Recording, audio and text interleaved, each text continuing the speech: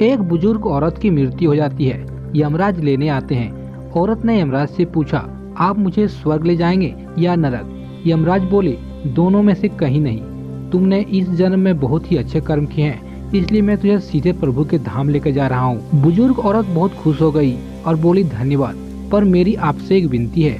मैंने यहाँ धरती पर सबसे स्वर्ग नर्क के बारे में बहुत सुना है, इसलिए मैं एक बार दोनों जगहों को देखना चाहती हूँ। यमराज बोले, तुम्हारे कर्म अच्छे हैं, इसलिए मैं तुम्हारी इस इच्छा को पूरी करता हूँ। चलो हम स्वर्ग और नर्क के रास्ते होते हुए प्रभु धाम चलेंगे। और दोनों चल पड़े।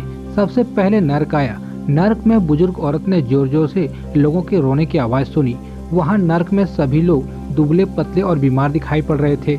औरत ने एक आदमी से पूछा, यहाँ आप सब लोगों की ऐसी हालत क्यों है? आदमी बोला, तो और कैसी हालत होगी? मरने के बाद जब से यहाँ आए हैं हमने एक भी दिन खाना नहीं खाया, भूख से हमारी आत्माएं तड़प रही हैं। बुजुर्ग औरत की नजर एक विशाल पतीले पर पड़ी, जो कि लोगों के कद से करीब 100 फीट ऊंचा होगा। उस पतीले के ऊपर एक विशाल चम्मच लटका हुआ था। पतीले में से बहुत ही शानदार खुशबू आ रही थी। बुजुर्ग औरत ने उस आदमी से पूछा, इस पतीले में क्या है?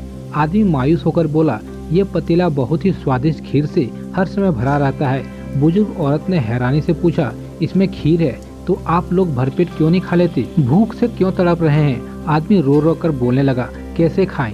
ये पतीला 100 फीट ऊंचा है, हम में से कोई उस पतीले तक नहीं पहुंच पाता है। यह सुनकर बुजुर्ग औरत को उस पर तरस आ गया।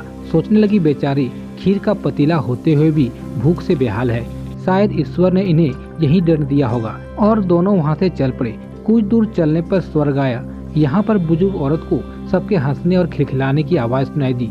सब लोग बहुत खुश दिखाई दे रहे थे। उनको खुश देखकर बुजुर्ग औरत भी बहुत खुश हो गई। पर वहाँ भी इस बुजुर्ग औरत की नजर वैसे ही 100 फीट ऊंचे पतीले पर पड़ी, जैसा कि नर्क में देखा था। उसके ऊपर भी वैसा ही चम्मच रखा हुआ था। इनमें से एक व्यक्ति बोला, हम सब लोग इस पतीले में से पेट भरकर खीर खाते हैं। वही औरत बोली, पर कैसे? पतीला तो बहुत ऊंचा है। व्यक्ति बोला, तो क्या हुआ? पतीला ऊंचा है तो कोई बात नहीं है। यहाँ पर कितने सारे पेड़ हैं, हमने इन पेड़ों की लकड़ी ली, उसको काटा और एक विशाल सीढ़ी का निर्माण किया। उस लकड़ी के सीढ़ी के सहारे हम पतीले के ऊपर तक पहुँचते हैं और हम सब मिलकर खीर का आनंद लेते हैं। बुजुर्ग औरत यमराज की तरफ देखने लगी। यमराज मुस्कुराए और बोले, ईश्वर ने स्वर्ग और नर्क मनुष्य के हाथ में सौंप रखा है, चाहे तो अपने लिए नर्क बना ले, चाहे तो अपने लिए स्वर्ग। ईश्वर ने सबको एक समान हालतों में डाला है, उसके लिए उसके बच्चे समान हैं। वह किसी से भेदभाव नहीं करता। वहाँ नर्क में भी पेड़ पौधे सब थे, पर लोग खुद ही आलसी हैं। उन्हें खीर हाथ में चाहिए। वह कर्म करना नहीं चाहते, कोई मेहनत नहीं करना चाहता, इसलिए भूख से बेहाल है। क्योंकि यही तो ईश्वर की बनाई इस दुनिया का नियम है। जो कर्म करेगा, मेहनत करेगा, उसी को मीठा फल खाने को मिलेगा। स्वर्ग के सपने छोड़ दो, नर्क का डर छोड़ दो।